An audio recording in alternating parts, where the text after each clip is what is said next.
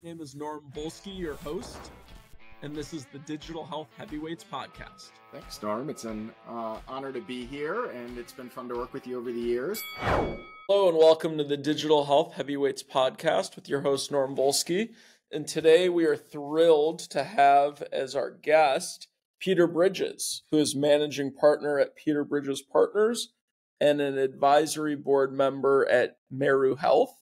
Previously, Peter was president of Cure AI and was chief commercial officer at Ginger, now Headspace, among extensive careers as an executive at Aon, Willis Towers Watson, and others, with an MBA in finance from Pepperdine and a BA in economics from University of Wisconsin at Madison. Also a volunteer pilot. Peter is a phenomenal digital health executive, and we're very excited to hear about his career and career journey. Peter, welcome to the podcast.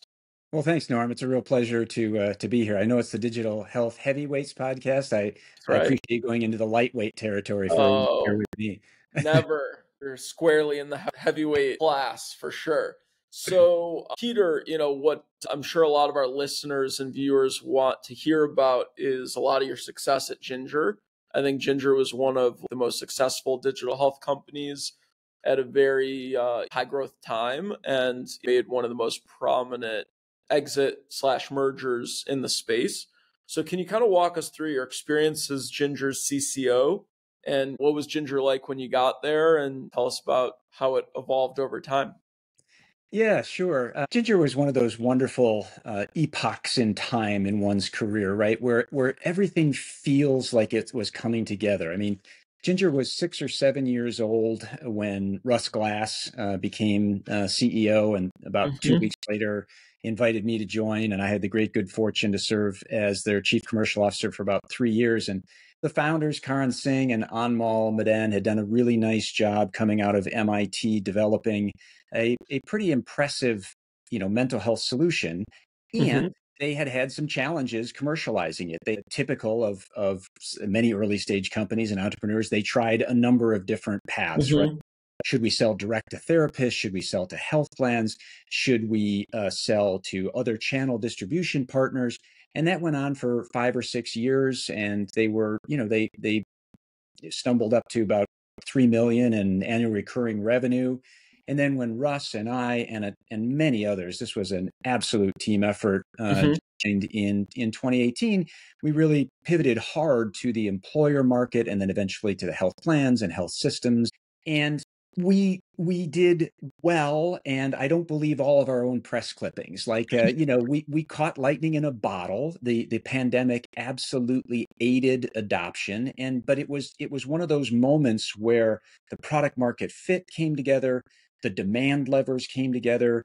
I'm most proud, if I have any legacy at Ginger, the team. We went from having basically 1 or 2 people, including myself on the commercial team, to having about 55 or 56 people on that team within 3 years. And we made some tremendous hires. It was littered with talent for sure. Yeah. I can attest to that. Exactly. And I may name some names along the way. The danger with that is you leave out some folks, but it was really a coming together of a great team, a refocusing on the market, and some good thinking and just some execution around how do you scale at a time of hyper growth. So it was one of those moments where it all comes together. Well, I'll say this, your modesty is refreshing, but I'm going to throw a wrench into it a little bit. There are thousands of companies in mental health. Very few have achieved what Ginger/Headspace has. So although, yes, you had product market fit, you had some tailwinds, so did a couple other 1,000 companies, but you guys were able to take advantage as much as just about anyone else in the space. So yeah, it's funny, Norm. When we raised our Series F, led by Blackstone, who invested around $100 million, I remember talking to them in the numerous pipeline reviews. Of course, investors always want to know, hey, is that pipeline real? And go talk about riches. And so, sitting with their quant jocks and their lead people, I remember saying, have you ever seen anything quite this frothy? And they thought for a moment and they said, maybe the scooter market, the bird Mhm. scooters and stuff like that. And he said, and of course, that was a cautionary tale because there's a lot of scooters in landfills now. So Yeah. the modesty, if it's there, is well is well placed. But they mentioned at the time that something like 700 health companies were being funded per quarter. Now, this is 2021, so at the Mhm. height of everything. So things are much different today, but it was a crazy time. I'm reflecting on your comment. There were and are a lot of competitors, which brings up its own differentiation issues from a Mhm. commercial standpoint for sure. And as you mentioned, you were leading Ginger during COVID, which was just an incredible, mental health crisis as well as a pandemic, of course. What was it like, being within that space at that time? Yeah, it was obviously frothy, and at the same time, I felt very good about what we were doing. I like to say it in simple terms. I think we were alleviating a fair bit of suffering in the world Mhm. at a time when everything seemed up for grabs. I remember I was at a Mercer conference in Phoenix on like March 12th, and I was one of the last people flying home from that conference in an empty airplane. And it was just like, hey, if there was ever a doubt about the need, not just for Ginger, but for overall, reduction in stigma and the Mhm. support that was out there and needed to be out there, it was certainly brought home in the pandemic, and it led to some wild commercial behavior. I mean, I remember taking a call from a 70,000 employee entity on a Thursday at about 5 p.m. asking to implement on Monday at 8 a.m. And we did it.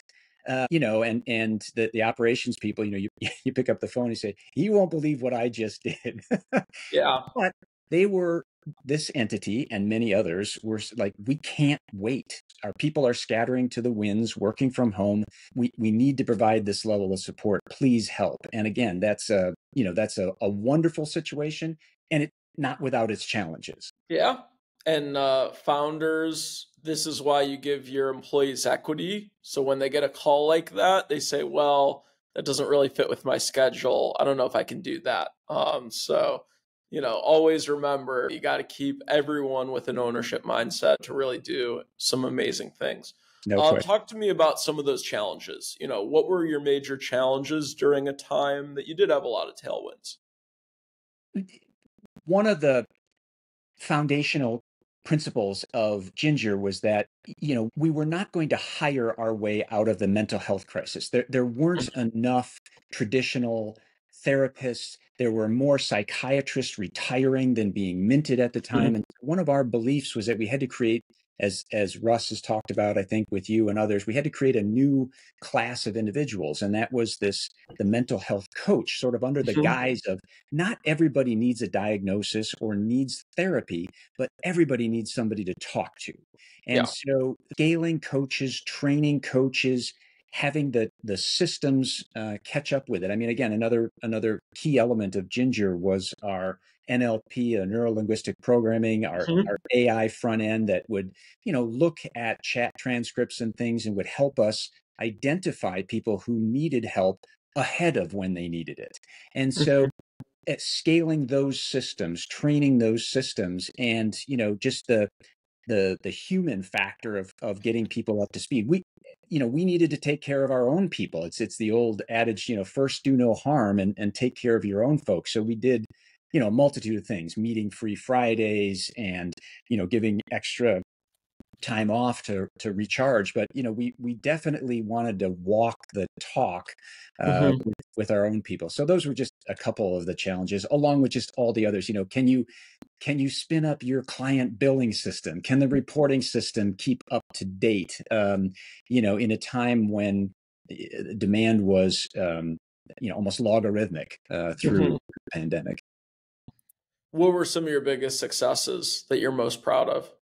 I guess I'm a firm believer that the entire commercial game is won or lost at the hiring stage of your people, right? And Mhm. so we were desperate for great talent, and of those 50 or 55 people we added in a 33-month period, only two kind of washed out. And so I thought our batting Wow. average was really high. That And gets you into the Hall of Fame, I well, promise. you In the know, hiring Hall of Fame.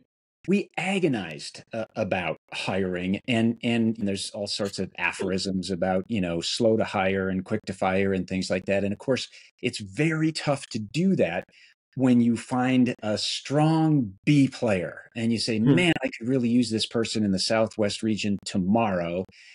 And if they weren't an A player, we passed, and we passed on some great people who got very admirable results even at some of our competitors, but we just didn't feel the fit was right. And again, one of my aphorisms in life is A's hire other A's, B's hire C's, and C's hire F players. And we just weren't willing to compromise on that. And of course, that means others are taking up the slack and doing more traveling and, having a ridiculous panel of clients and prospects to say grace over. You know the drill. But I think that was where, if anything, is where we made a difference. It made a difference. It was hiring great talent.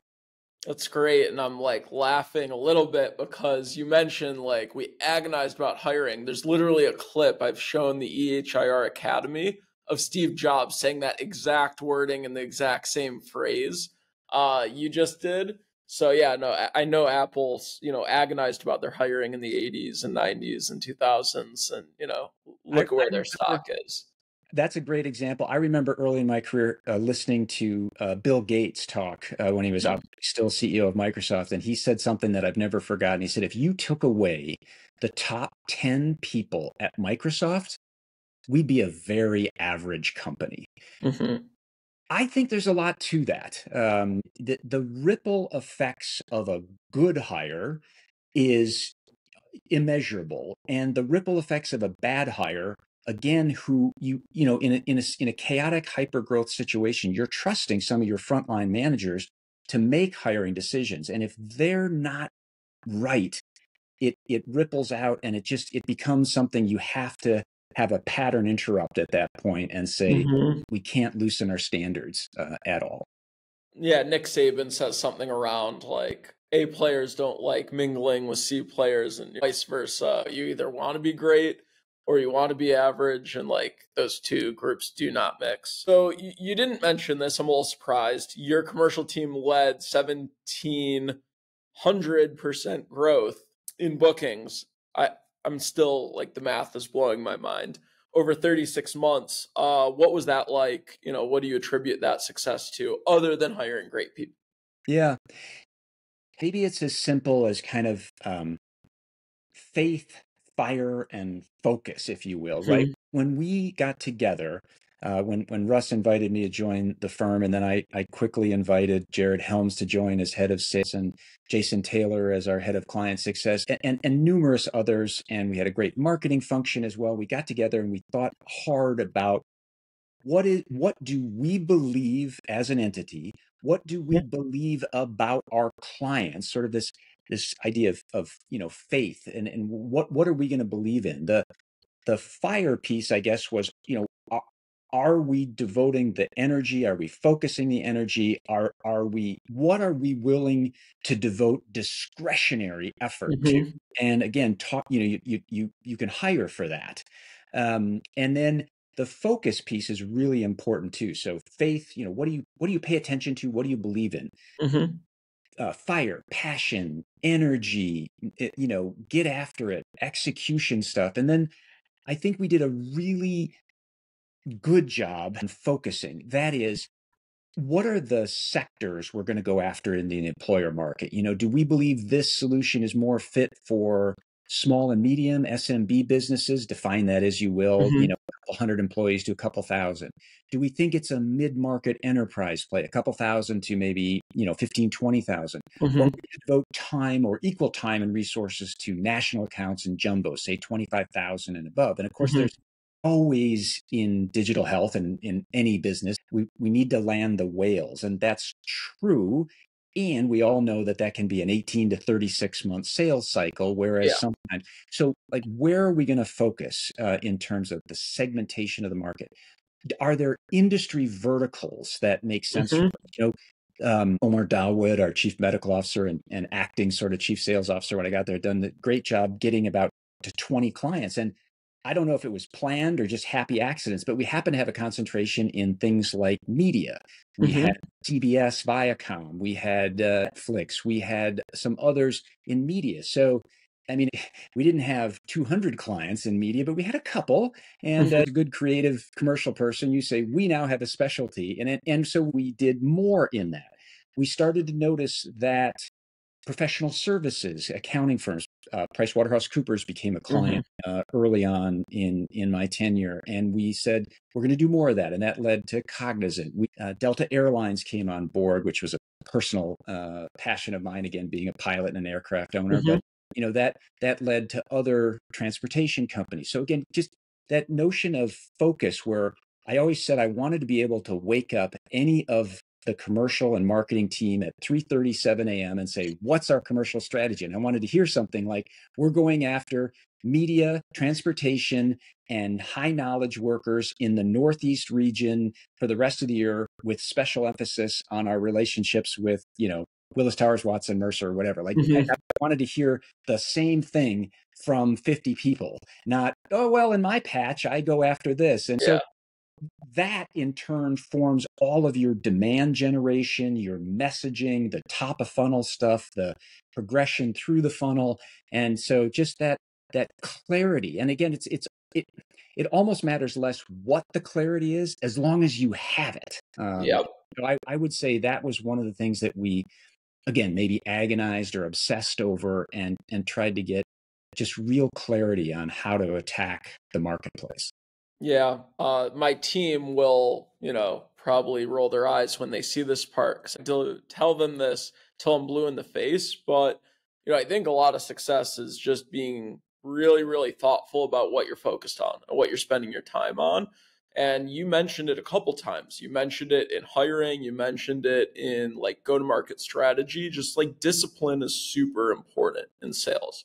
Like, you make a decision, stick with it, and go through some, rough patches to get through to the other side. Like you mentioned, we had some really good people who wanted to work for us. We had to turn them down, even though we knew we could do the job. And I'm sure there were some companies that didn't kind of fit your customer thesis that probably, made you think twice, and probably you got a little bit regretful that like you couldn't chase certain things, but you probably stay disciplined and you're better off for it. So, well, no question. As an inveterate commercial guy, turning away business is of course in one sense anathema. Karan, the chief operating officer and co-founder, wonderful human being, and we used to say he was the sort of the supply side of the house, and I was the demand side, and we met every Monday and Thursday trying to, when is this going to close? How is that going to implement? Is it going to be their entire population? What about the global aspect to that employer? It was this constant. And if you accepted every client, the old, adage of in war, if you fight multi-front battle, you fight no battles. I'm sure you're familiar with the Franklin Covey time matrix, where the important and the urgent axes, we were trying to constantly say, obviously, we're spending a lot of time in quadrant one, the important and the urgent. These are deadline driven stuff. It's got to be done. But I said, we need to schedule some quadrant two time, that important, but not necessarily this week urgent type stuff. And I always said that was the time to do planning, prevention, and preparation. I'm big on alliterations, forgive me. Faith, fire, focus, planning, preparation, and prevention. But that's really true. And again, finding even the time to do that when you're in this maelstrom of growth and hiring, and there's always issues with existing clients and those types of things. I always said we have to schedule it, because otherwise we'll never spend that time during a very busy week. Yeah.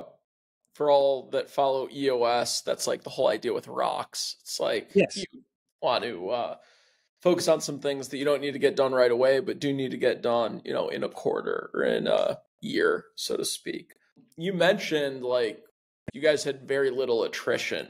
You hired 55 people, all but a couple stuck around. I can promise you it wasn't out of a lack of effort from folks like myself to, call some of these very talented people. So I have noticed people who worked for you were extremely loyal and didn't really give me and my team the time of day. How do you build a great culture on a sales team? Because you obviously did. Well, it's gracious of you to say. I think one of the keys was that we really believed in and tried to take that time, that quadrant 2 time, to get better at our craft. Salespeople, client success folks, channel people, myself included, we're kind of notorious for winging it too often, right? In other words, hey, I've done this for pick a number, 10, 25 years. I don't need to think a whole lot about this. I know what the client wants. And I had an allergic reaction to that for the most part. So we took everybody offline for 90 minutes a month, and I would personally lead what I called sharpening the saw sessions. Some of our listeners, maybe a lot of our listeners, remember the 7 habits of highly effective people. And the 7th habit, of course, was never get so busy sawing that you don't take time to sharpen the saw. And so I said, let's get better at our commercial craft for 90 minutes a month. And we introduced some concepts that just helped us all speak the same language. And they're simple things that, again, are very much related to some of the Covey thought process. For instance, for every meeting, articulate at the beginning of the meeting, what is our end in mind? And I used to say at the end of this 30, 45, 60 minutes of our time together or our time with a prospect, what do you want the client to say, do, or decide? Now that sounds simple, and it is simple, but it's not simplistic. And if you write that out, not in a rote way that you're going to read to your counterpart or your prospect, I mean, you get clear in your mind, what are we trying to accomplish here? And then you ask the client, say, Norm, I've been thinking about this podcast and I thought we should cover A, B, and C. Anything you'd add, modify, or delete? So if you ask that at the beginning of the meeting, and you've also preconditioned that with an email 24 or 48 hours ahead of time, that, by the way, if it's a really big opportunity, I want to see the email. I want to know that we preconditioned the meeting. And so, what's your end in mind for the session? What are the key beliefs that you would have to hold as a client to agree to that end in mind? And then again, this notion of preconditioning success, I think is pretty big. So I'm happy to talk about a few other things, but it was just, you could say, a discipline or a practice. I like to say it's all common sense, but not common practice. Anybody who's been to a Miller Hyman or a spin selling or grow big with my great buddy, Mo Bunnell and others, everybody knows you should prepare. And I'm fond of saying, it's not that sales and client success people don't know what to do. It's that they don't do what they know all the time. And again, a lot of this stuff, as I say, is very simple, but having a shared mindset. I would talk a lot. We want to have at Ginger a shared mindset, skill set, and tool set. But the mindset is not to be overlooked, right? You can say, hey, we're going to add 6 cents to our SFDC instance so that we can get better marketing. Yeah, that's all incredibly important. But if your mindset is not sort of congruent with that, you show up in a way that, I joke, we all have the amygdala brain, the lizard brain. That's whole purpose in life is to say, is this environment safe? Is it safe? Is it safe? Well, clients are doing that all the time. And it's that old adage, if you show up and what they're seeing is, my God, I got to make my quota this quarter. You can't hide it. You just can't. And that's an unsafe environment for a prospect, and they shut down. And so the free flow of information isn't there. And so again, I think, we believed deeply in developing people. And I used to say, look, what we're going to talk about for this 90 minutes, I hope all of you end up retiring 30 years from now from Ginger. But statistically, that's not going to happen. You're going to have 7 jobs between now. What we're going to talk about is transferable skills, life skills, sales skills, client success skills that we at Ginger are taking valuable time to help you get better at your craft. So what we're going to ask of you is that you engage in it and you propagate it with you and your teams. Is that hanging together? It's fantastic. I love it. I think you build great culture when you show you care. about them and their long-term success, not just about, squeezing as much juice as you can out of them while you're working together. And I think that comes through, and I think that answers the question perfectly. I'm a sales nerd. I think we've had some of the top commercial minds in the entire space come on this podcast. Again, I don't want to name names because, again, I don't want to omit anyone, but like, you're awesome. I think Julie Stadelbauer is great at Progeny. Sean McBride over at Lyra, his podcast was fantastic. I love Manny Menendez and Craig Wertman, who were on here earlier.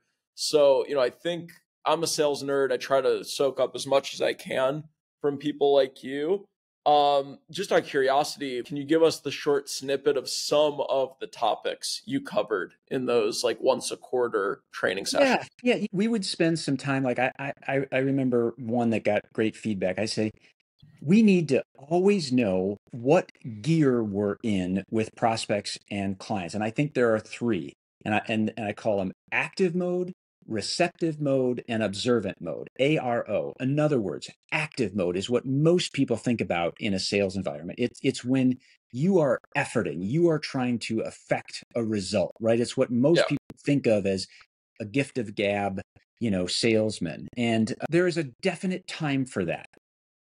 The second one, receptive mode, is where you are trying to ascertain what someone else believes to be true, whether or not you agree with it. So being in receptive mode is an incredibly powerful spot to be. And if you do enough ride-alongs, and I've done hundreds, if not thousands of ride-alongs with salespeople, the average salesperson is yammering 70% of the time, listening 20% of the time, and doing something else for 10% of the time. And, the 5%ers, the elite talent in commercial operations really flip that around. And particularly early in a process, are listening 70% of the time. Now, there are ways to do that, right? You can't show up and say, I'm here to listen.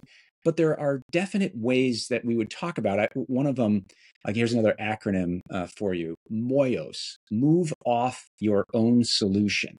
So there's this hardwired response in the world, right? Prospect or client asks, we tell. Prospect or client asks, we tell. There's got to be a pattern interrupt. And it can be as simple as I show up and Norm says, hey, tell me about Ginger, tell me about Curai, or tell me about your client Centivo. I know you're very high on them. Tell me about them. And it's like, all right, here we go. You're going to get it good and hard. Yeah. And many salespeople fall into that trap. And it can be as simple as moving off of your solution with something like, Norm, thanks for asking. I am pretty passionate about my client Centivo, and I could give you chapter and verse that may not be what you want. Is there anything specific you'd like to make sure I cover? Yeah. Now, that was in essence answering a question with a question, but hopefully it didn't feel like an interrogation, No. And so there's a softening statement, there's an acknowledgement, and maybe some humility about the fact that you don't want to prattle on. So as simple as that. There's a bunch of other things we would work through on a MOYOS, move off your own solution, kind of talk track. We would do some exercises around this ARO issue of active mode, receptive mode. And you used to say, look, there is an order to kind of all sales conversations. And if you're literally spending a lot of time on the opportunity and understanding what's there, moving off the solution, structuring the conversation, getting out lists of their issues, again, artfully done, can be incredibly accretive to what you're trying to do. And I guess the last thing, one of the other ones that I got a lot of feedback was I talked a lot about your intent counts more than your technique. I would give the examples, and everybody wants to talk about the used car salesman model of salespeople, right?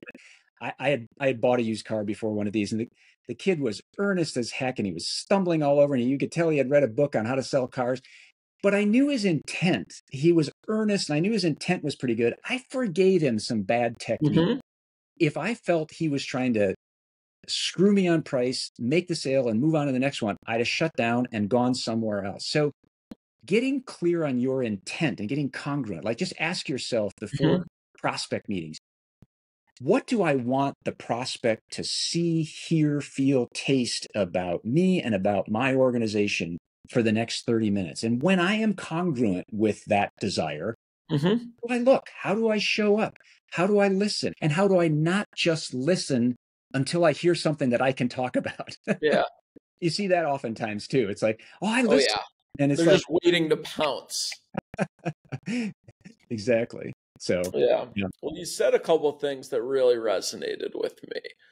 First, you mentioned something that I believe that, like, being a great salesman is not rocket science. A lot of people know what to do. It's having the discipline to do it every single time that makes someone great. Not someone who does it sometimes, not someone who does things when they feel like it, that are just consistent and people know what to expect. They know that person communicates at a certain standard.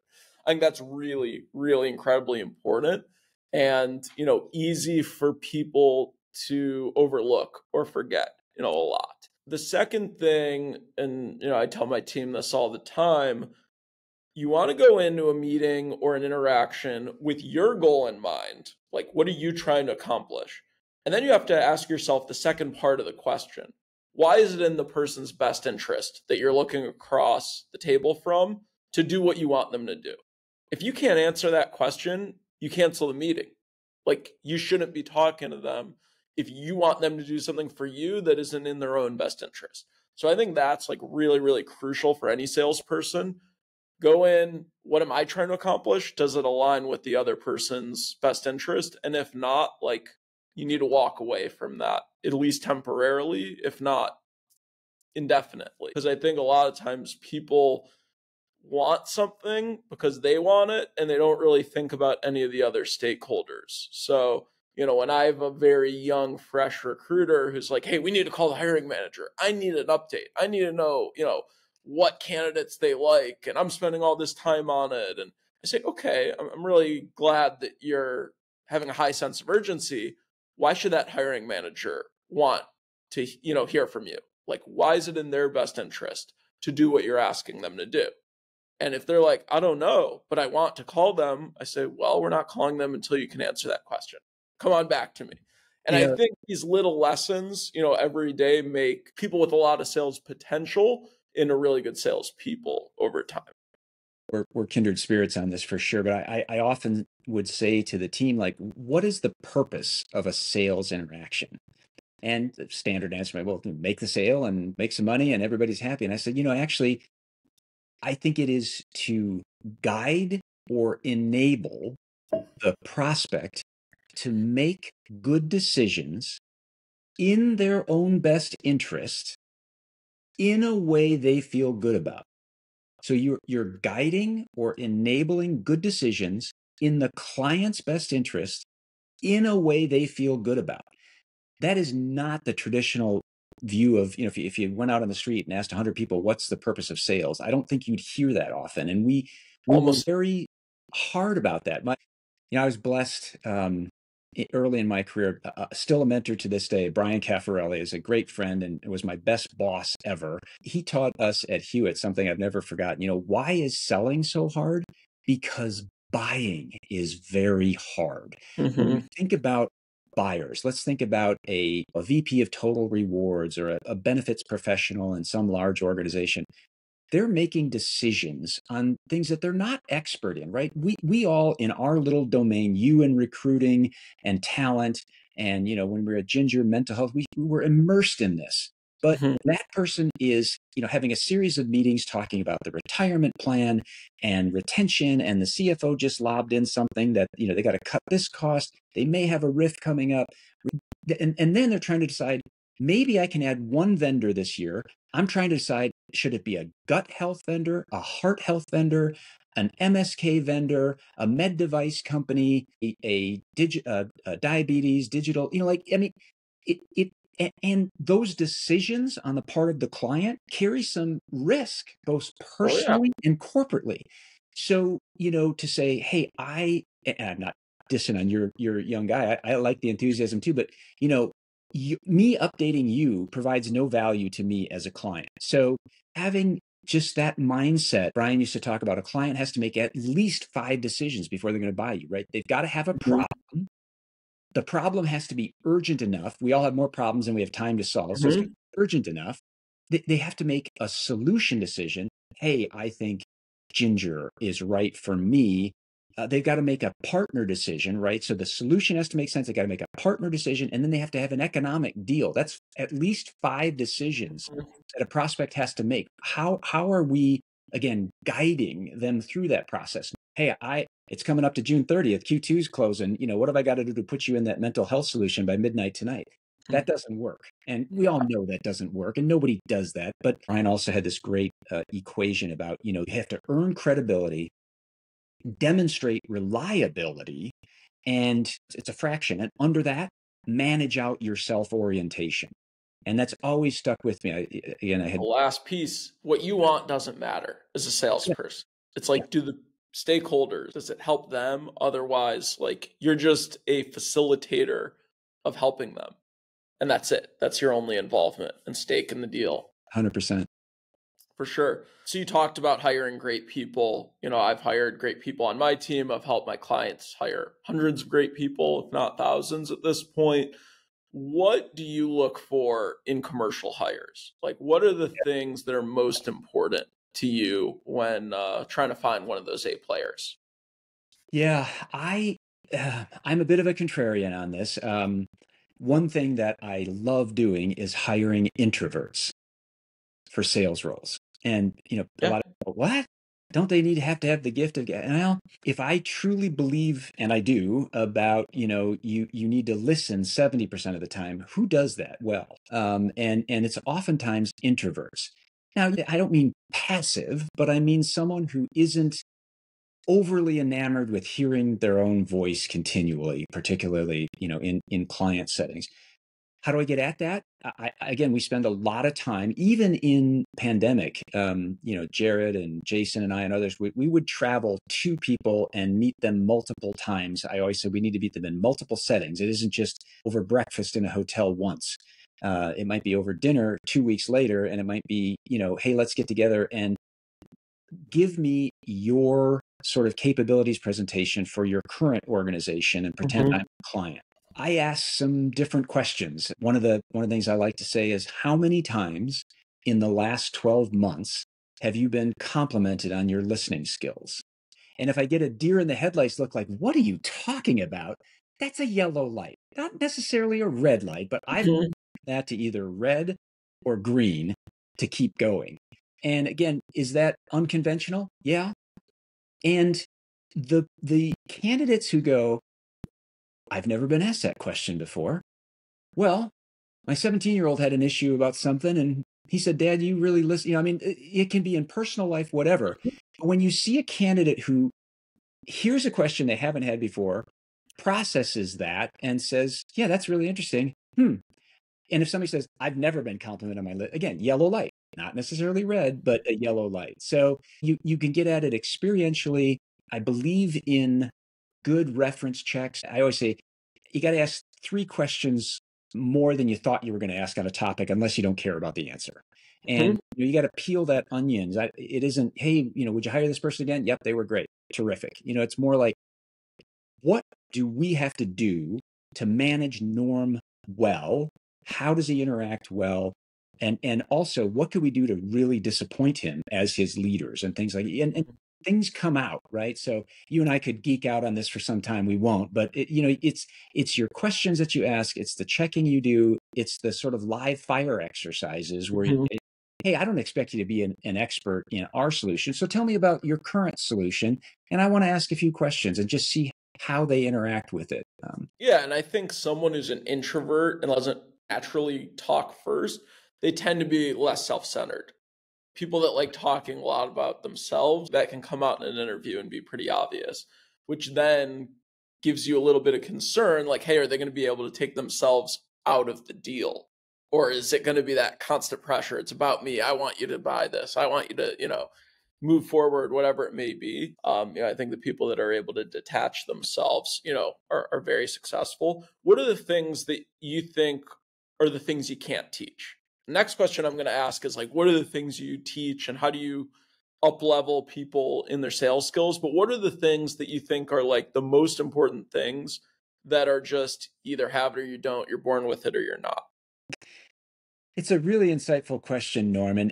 My top of mind answer, earlier in my career, we started a business that we called 95.5, which was it sounds like a bad radio station. It was based on what's the 5% you can do to get 95% of your results, Yep. on the theory that Pareto was a bit of a laggard at 80/20. What's the 5%? And our model in that sort of sales effectiveness business was not, we're going to bring your team into a hotel meeting room for 4 days. We're going to unfreeze their brain. We're going to cram in a bunch of more knowledge. Then we're going to refreeze it and tell them to go back out there. What we did is we said, we're going to do that for just one day, kind of introduce the methodology. And then we're going to meet with you for 52 weeks, once a week, teaching you the methodology while we are retiring real quota on real deals. Mm-hmm. And that went viral. And again, we grew, and then eventually Covey bought that business in 2013. We used to see the clients we would have. We said about a third of them found it life-changing. Like, wow, where was this thinking? Mm-hmm. 25 years ago when I was a young salesperson. Another third would say, there's some really good stuff there. That thing you taught me about yellow light language, or, active or receptive mode, I could take pieces of that. And a third had their arms crossed as like, this is the latest sales methodology. This chief revenue officer is going to get fired in 18 months like all the rest. I'll just wait it out, and some new knucklehead will come in and he'll have his own methodology. So we used to say it was like a third, a third, a third. And we would agonize about how to make it at least 50-50. And we kind of came to the conclusion that, like, you're gonna lose a third of people. Now, I don't think we did at Ginger, but that was, again, one of those epochs in time where we felt good about it. But so your question is prescient in the sense of focus on the third that finds things life-changing, and focus on your A players. I think we all, myself included, man, I got 14 A players, 2 B players, and 3 C players. Where am I spending my time? Damn it. The A's. All time. Yeah, well, that's what you do after you say, actually, for the last 2 weeks, I've been spending it on trying to get the C's up to B's. Whereas, how can I practice at the top of my license, help my A's close bigger, better deals faster, but they're already doing all the good work? And so you're absolutely right. The answer is to focus on your top performers. But that might only be a third of your people. And again, hopefully that grows over time. But I'd have to think more exactly about sort of what's just innate. But I think you can help everybody at the margin. But it's like the old psychologist joke: how many does it take to screw in a light bulb? Yeah. Well, just one, but the light bulb really has to want to change. I have a couple hypotheses. I've decided myself, and I hope like people applying to DRI don't listen to this and just lie to me. I will not hire another pessimist ever in sales. Like, I think that is crucial. Like, you have to have the innate belief that something's going to work out if you put in the time and the effort. And it's not like, well, if this happens, then I'll work hard. It's like, no, I'm going to assume as though it will work well. That, I think, is pretty key. Another thing that I think is pretty crucial, in addition to optimism, is storytelling. Like, can they tell a story effectively? Can they command someone's attention? So everyone I interview, I say, I don't care if it's a funny story about your personal life and you're like, this is not work appropriate. Like, that's okay. I'd rather have that than something boring. Tell me a story of something. Personal, work, childhood, whatever. If you can captivate me and I can get to the edge of my seat, I know I have the raw tools to work with. If someone's not captivating and fairly boring, it's going to be hard to like leave that lasting impression, where sales in this environment is so much about mind share. What's your thoughts on those two things? 100% agreement on the optimism piece. I think, and maybe even more to the point is this the piece of resilience. There's some really interesting research out there. I know Jan Bruce and the firm Equilibrium has done some fascinating work about how resilience is one of those differences that makes a difference in salespeople. It makes a difference across your entire employee population, of course, but a resilient sales force with the tools to bounce back, let's face it, is a element of rejection. And that's so if you have the innate optimism that there's got to be a way to help your client succeed, those are important words. I'm not saying you have to believe there's a way to make a sale. Nobody likes to be sold, but everybody likes to buy. So, if you can figure out how to be resilient in the face of that, you really have some of the keys to make it happen for sure. And tell us about, like, what are the things you can teach a salesperson? Like, Yeah. what are the things where, like you said, spend 5% on something that will give you 95% of the results?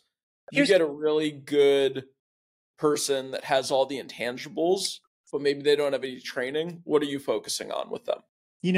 Again, really good question. Giving people, and we've gotten this feedback when we had our 95.5 sales, giving people actual words to come out over your gums in a sticky situation. For instance, I'm a big advocate of bringing up the resourcing question early in the conversation. Now, many salespeople don't do that because they're afraid of hearing no, or the budget that the client has is woefully inadequate. Again, those are just yellow lights. They're just signals. And I'm an advocate of saying early on something along the lines of, hey, Norm, I think I have a decent sense of what you're trying to accomplish as an organization. I think it matches up with what we can do. Have you thought about an investment level that would be appropriate for this? Now, what you find, and you can do this a fun exercise with people, have them list, what are the possible answers to that question? There are about 7 of them. And I've taught this kind of thinking in Russia, Korea, Japan, China, the United States, Germany. It's the same everywhere. It's like, no, we haven't thought of a budget. Yes, we have. Yes, we have, and we're not going to tell you. You're the doctor. You tell me. If the value's there, it's self-funding. Don't worry about the budget. So, if the client comes up and says, hey, I don't know, we don't have a budget. How much is it going to cost? People kind of, it's too early. I don't know enough yet. So I say, hey, here's what I want you to do. There's a 3-part answer, and I really don't want you to vary from this. Here it is. Part 1. Well, every client is unique. Part 2. Clients that look similar to you have tended to invest between X and Y. Question 3. Could you see yourself falling somewhere in that range? So there's a 3-part answer. Every client's different. Similarly situated clients that I've worked with in the past have invested between X and Y. And everyone loves to be a part of a peer group. No one wants to be the aberration. And that can't be have invested between $10 and $40 million. I mean, yeah, it's got to be about a 20% range, and it's got to be real. And then you hand it back to the prospect by saying, could you see yourself falling somewhere in that range? And again, what are their possible answers to that? Absolutely not. That's way out of budget. Fair enough. Should we stop the meeting then? Because it sounds like we have a very disparate view of this, and I don't want to waste your time. I know you don't want, like having the courage of your conviction at that point, but bring it up. You're not negotiating a price. You're talking about ballpark, in the range, rough estimate. And we as vendors and providers, we want to solve the problem. So you're not negotiating. You're just saying, should we continue this opportunity conversation? And if the answer is no, getting to that early is immeasurably better than getting to that after you've burned up your proposal team, after you've kept people up all weekend writing the RFI response, and then you find out you're 100% off on investment expectations. So what you can always teach, even a reticent learner, is when you ask that question, here's a 3-part response. As you get to the 201 and 301 level of being a great commercial person, you can riff on it. Right now, don't riff. Just your intent has to be congruent with that. It can't come off as a gimmicky, gamey thing. So you have to be in rapport with your client. They have to perceive that you want them, again, to make a decision in their own best interest that they feel good about, not that's being done to them.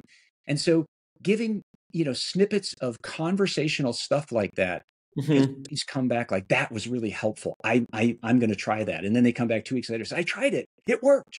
And then you've got a convert. It's got to be so rewarding. I love that. Yeah, getting the quick no's is crucial in sales, because then you spend your time on the maybe, the could be yeses.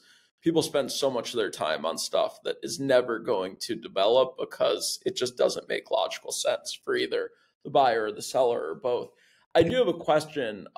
in recruiting, we are told not to use ranges. And I tend to agree with that, because if I tell candidate, hey, the base salary could be 150 to 180, no one's happy at anything under 180. So like you get yourself in a little bit of a jam, and everyone's offered based on, experience and what the company thinks of them, and, a lot of factors. How often is it that an employer says, well, you said 4 to 6 million, 4 sounds a lot better than 6? Like, when you give that range, how do you get an employer to see, hey, maybe it makes more sense to invest 5 or 5.5 as opposed to 4? Because like, here's what you're getting with the additional investment. How do you work around that? Again, it's a smart question because I think it's human nature. They will anchor on the low end of the range for the most part. Now, the way that, It's 5.5 maybe in their best interest as opposed to 4 is my question. I think the way to get there is to ask, the evidence and impact questions. I'm fond of saying that, world-class advocacy of your solution must be preceded by world-class inquiry about what their problem is. I'm also fond of telling people that work for me, our solution has no inherent value. Zero, nada, bupkis, zilch. It either derives value from the problem it allows the client to solve or the results it allows the client to attain. It's interesting. And I want my people to listen actually for the words that the client use. If the client uses things like, our healthcare costs are killing us, we're dying here, that is a person focused on problems. So your solution better solve a problem for them. Normally, and it's a generalization, which is always dangerous, but the higher you go in an organizational hierarchy, CFOs, CEOs tend to think more in terms of results. If you can solve the healthcare problem for me, I can invest that money here to open up a manufacturing plant in Toledo that's really you have to key into your buyer. Are they a problem focused person or a results focused person? And then you have to turn issues into the language of business, which is money. So even soft issues, we want to improve morale. That sounds like an admirable goal. I know we all want our people to feel good. I'm curious, how do you measure morale right now? Oh, well, we have a survey. So are you able to tie that specifically to outcomes and dollars and results? If you ask those questions and you get good at back of the envelope math, I mean, you're talking to manufacturers, as we're making 1,000 widgets. Our failure rate is 2%. Each one we fail is worth $8,000 because it goes into this chip thing. And so wow, so the back of the envelope math, I think we're talking about a couple $1 million problem. Now suddenly your $400,000 fee looks a lot different when we've anchored on the problem, as opposed to saying, hey, it's 4 to 6 million. And I'm going to anchor on 4. So I gotcha. Yeah. Makes a ton of sense. It really does. Those evidence and impact questions, and I would go one step further, asking context and constraint questions. In other words, if something seems obvious to you, in my old role, it's like, hey, the client is saying, we need mental health support. And yes, that seems obvious. So just out of curiosity, how have you not come to that conclusion before? Oh, well, the CFO always kills it. That's really interesting to know. Is it, do you think it's going to be different this time? Well, I don't know. Or, yeah, the CFO just retired, or, like things are different. But understanding what's kept an organization from adopting your solution or a solution like yours, and what are the constraints? Whose ox is potentially getting gored in the organization? How is the client going to make a decision? I spend a lot of time trying to help our people come up with what is the decision process at your client, not what are they going to decide, how are they going to decide? And I always say, never present a solution to someone whose criteria for judging you is unknown to you, right? So how does the organization how are they going to make the decision between your firm and some of these other knucklehead recruiting firms out there? I'm not asking you to make that decision right now. I'm just curious, how do you go about that? And the way to get at that is, in the past, how has your organization made decisions in similarly situated situations? And it can be very illuminating. Yeah, being inquisitive, really asking to understand and to understand like the entire decision-making process, not having happy years and like actually digging deeper when you hear something you like is like takes a lot of discipline. It really does. And, sometimes in the society we live in, sometimes people don't like the truth. And that's where it puts salespeople in sometimes a little bit difficult position. Because in that scenario where I say, hey, like salespeople at this company are making between 150 and 180 on a base, everyone's going to want that 180. Having said that, do they really want that with the increased expectations? If I'm working with someone who's typically sold to mid-market employers, they've done really well selling 1 to 20,000. The people at 180 at that company are expected to sell to national accounts, Fortune 250 clients, longer sales cycles, and probably higher quota. So like, for example, let's say you accept a president gig 2 months from now. You call me and say, hey, my budget is 150 to 180 for a salesperson, dependent on experience and expectations. If I was telling people brutal honesty, I had truth serum, and someone who was selling 1,000 to 20,000 life groups, making 135 on a base, said like, hey, like what are people comped at this company? And I just said 150 to 180. They're like, okay, I'm anchoring on 180. Do they really want that? Because with that, at your expectation is probably $4 million quota, just throwing numbers out, close some big Fortune 500 accounts like by year 2. And that's a lot of expectation. At 150, maybe it's $2 million quota, and you're happy if they close a 3,000 life group. Maybe that hits their quota. Yeah. You're putting more expectation, you're putting more pressure on yourself. If you're up for it, great, but like nothing comes in a vacuum. Question. And sometimes people don't want to hear that part. They just want to hear, well, if someone else is making that, I'm the best. I should earn it also. Do you want that quota on your head? Do you want that expectation? Do you want to, have to close that sophisticated level of accounts that, sometimes takes years to close? These are questions sometimes people don't want the answers to. That's a really good example, down to just a ridiculous example.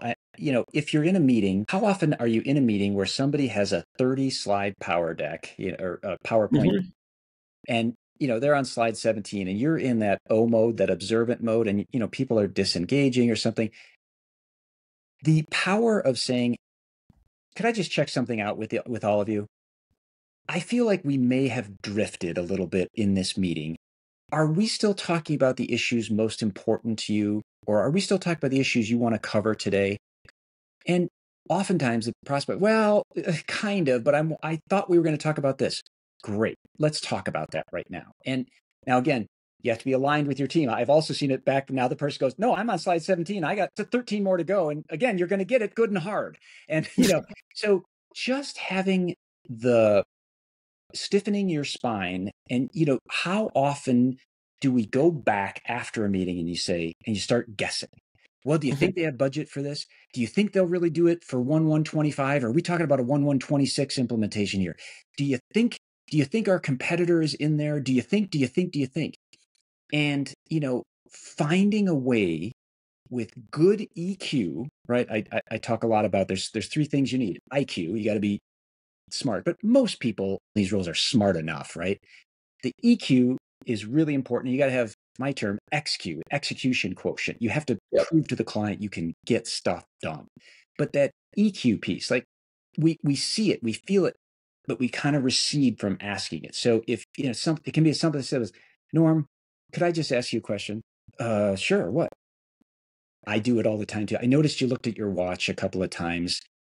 Are we still on track for the timing? I want to be respectful of your timing. Again, it's what I call a pattern interrupt, right? It gets back to that hardwired, what I call the dance of mutual mystification between buyers and sellers, right? They ask, we tell. They ask, we tell. They ask, we tell. How do we break that pattern and mutually explore what is best in a way that the client feels good about? That's a 5% skill. In a lot of salespeople. Do they care about me? Do they have my best interest at heart? Yeah. Like that is something they're thinking about either consciously or subconsciously. And, you got to be genuine in that for it really to feel that way. So big on visceral reaction. Like, what is someone's visceral reaction when they see X name pop up on their phone?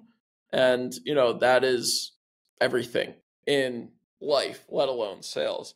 So this has been fantastic. You've given some great insight and some great advice. I'm sure salespeople and sales leaders and founders are going to eat this stuff up. I do ask everyone that comes on this podcast, like, how do we practice what we preach in this health and wellness world? So how do you personally participate in wellness? How do you exercise? How do you reduce stress in your very busy life? Yeah. Consult every digital health company under the sun that I'm aware of.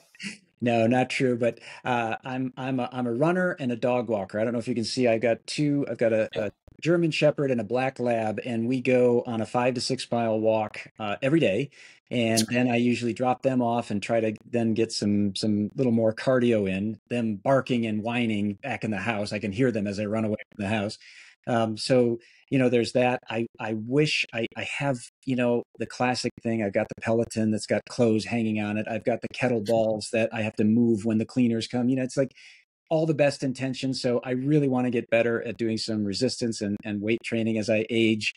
But for the most part, it's cardio and, again, trying to get good rest. And I'm blessed that I'm pretty able to do that in hotel rooms a lot of times, obviously in my own bed too. So rest and some cardio, I think, are my two things. That's great. And any healthy recipes that you and your family make at home that might inspire someone to try something new and, helps them stay active and fit and feeling good? Well, it's hardly healthy, but this coming weekend is going to be a bit of a milestone. My 93-year-old mom is moving into assisted living. She's been on her own for years, but it's finally time. She is 100% Italian and makes an incredible lasagna. That does sound tasty. I said, I don't need much out of your house, Mom, but she offered me the lasagna pan, and I'm not at her level, but I make a pretty good lasagna. But it would not fall into the healthy; it falls into the treat category for sure. But yeah, there's ways to make healthy lasagna. You got to use like almond ricotta, and you got to put vegetables instead of saturated fats and meats, but like there's ways to do it. It still tastes really good. So again, Peter, thank you so much for joining us on the Digital Health Heavyweights podcast. You gave some really, really great insights and advice to salespeople and sales leaders. And thank you for joining. And it was a pleasure. My pleasure, Norm. Thank you. Bye-bye. Thank you. Thank you for joining. Please like, comment, and subscribe below if you enjoyed it.